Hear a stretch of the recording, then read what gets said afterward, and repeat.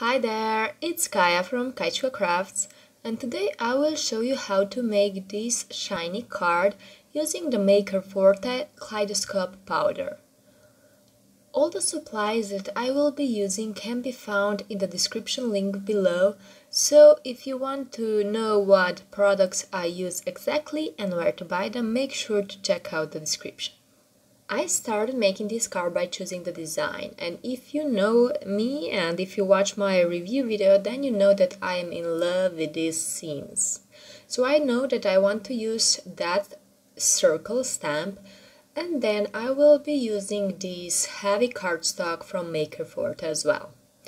So first I will just mark the paper here since this is pre-cut, and I want to have it square, so I will just mark it with my pencil to know where I will cut later. What I want is to have that extra paper there while stamping, just because I want to be able to put my magnets there, since you can see that the stamp is quite big. I will be using purple shades here, so I will be using this dark purple and soft purple from Nuvo, and then I will be using the Lawn Fawn light gray ink. So I will go with ombre effect. I will start putting down this dark color at the top, and then I will come in with this middle tone here in the center. I will make sure to overlap slightly so the colors can blend together. I will make sure that I have every area nice and covered, and just make sure that you have enough ink on there and the stamping will be better. You will see that this is quite a big stamp, and here I didn't press hard enough, so I will have to do this a few more times.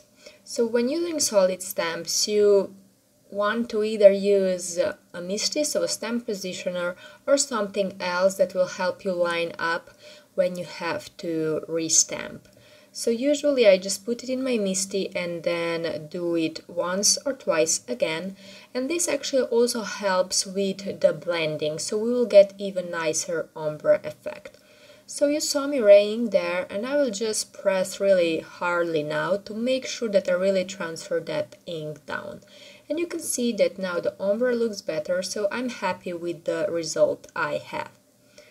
So before moving to this step here, where I will be using the Maker Forte Neptune powder, I cleaned up my stamp really well because I will be using this clear Maker Forte ink that will help me transfer that powder to the stamp.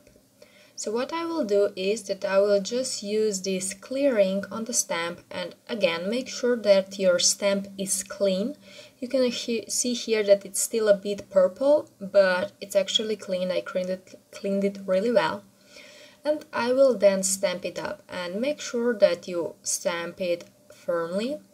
I wasn't sure, so I just went back in again. You want to make sure that your ink pads are juicy enough so you get a nice coverage. So I will stamp this twice, and again making sure that I press firmly, and then I will use this powder that you can see here that will add the shine.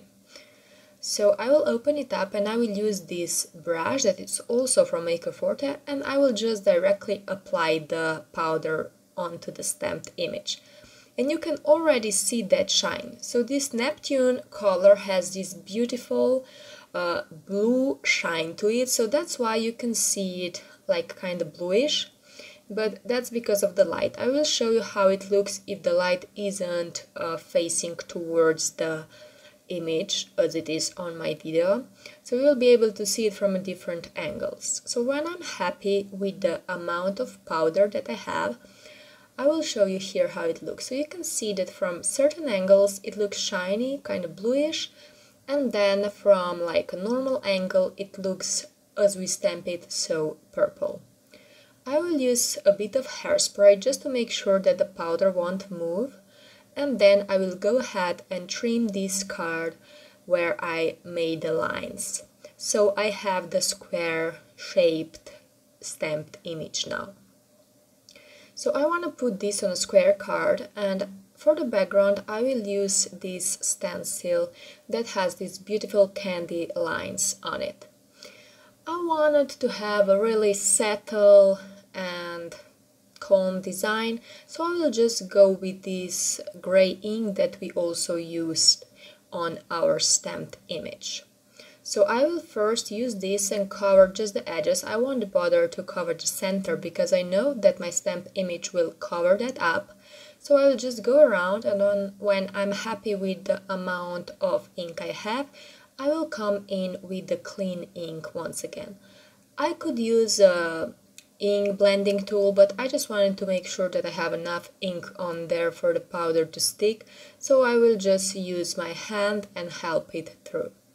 So you can see here how the background looks before applying the powder, and I will use the same powder as I did on the image here. And I mean, this is just like magic. You can see how beautifully this powder shines through that gray ink. It just makes it that more special and beautiful.